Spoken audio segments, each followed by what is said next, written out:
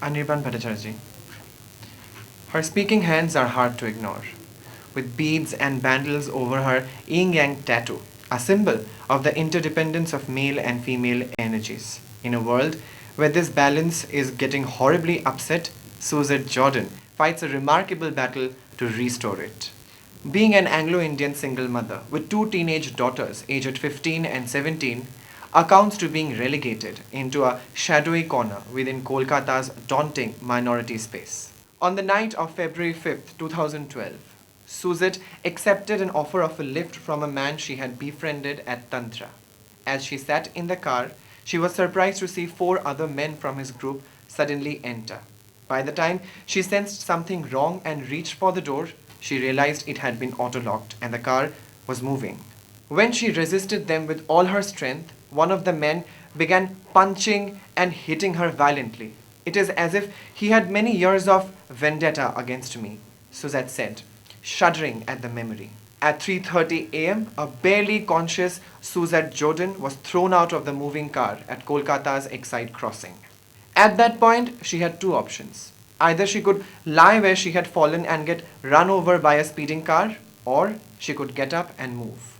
Suzette picked her distorted body up. Bleeding and stumbling, she tried to fix her tattered clothes, and then she began running in the dark. At first, she ran to just get off the road, so that her attackers could not run her over once again. And then she ran, out of fear and rage, not knowing where to go and what to do. And finally, she found a taxi that carried her back home. Back home, the image that looked her in the mirror was gruesome.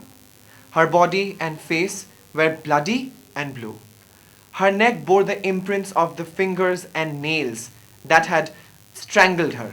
My daughters still live with the trauma of having seen me like that, Suzette recalls. It took her 3 days to muster the strength to get out of the bed and walk into a police station and report her rape. Her family was the stumbling block. My father had warned me against reporting the rape, she says. He was scared that the police would end up making a fool out of me. Finally, on the evening of February 9th, she, accompanied by an uncle of hers and a friend, walked into the Park Street police station and attempted to register the case. At first, the police were laughing at her, asking her how could she even be sure that she was raped. The station's officer in charge pointedly asked her to what positions was she raped by the rapists. After 2 hours of questioning and her uncle pleading with the police to register the case, she was asked to write the complaint. On the day of her medical examination, Suzette Jordan stood naked in front of four women, three doctors and an assistant. Finally, one of the assistants told her she was fair and she was lucky that her marks had persisted even a week after the rape. She was humiliated, disgraced, and once again distorted. And so it was officially proved, with the words written, injuries marked to private parts. Her rape was officially recognized and luckily registered. Taking her story to the media was never her idea. Her aunt suggested this so as to make her case more secure. Hence, after receiving a copy of the FIR, she and her aunt went to the Kolkata Bengali newspaper Bortoman and narrated her story to a journalist.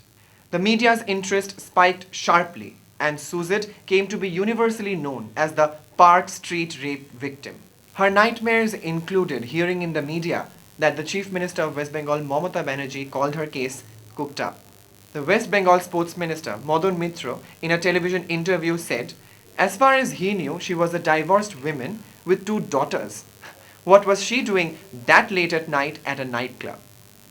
In addition, Kakoli Ghosh, another MP of Mamata Banerjee's Trinamool Congress, said it wasn't a rape case. Rather, it was a disagreement of a lady with a client. It wasn't just me who suffered, recalls Suzette, but my sister, my brother, and my dad had to bear the same consequences. When her sister was looking for a job at another call center, she was told that they knew she was the sister of the rape victim. They would not want to be associated in the Park Street rape case in any way. For Suzette, the nightmares have come in full circle. At first, she was raped, and then everyone her life touched was being debased, humiliated, censured, and discriminated against. The National Crime Records Bureau suggested that West Bengal has the highest number of crimes against women, with 2,046 registered rape cases. With the reported numbers being so high, there is even more pressure on the West Bengal police to not register any rape cases. I love Kolkata, I love West Bengal, and I love my country. But I love my mother, my sister, and my daughter much, much more. It's time we quit quitting and stand up together. It's time we fought against the society and my country getting raped again and again and again. Thank you.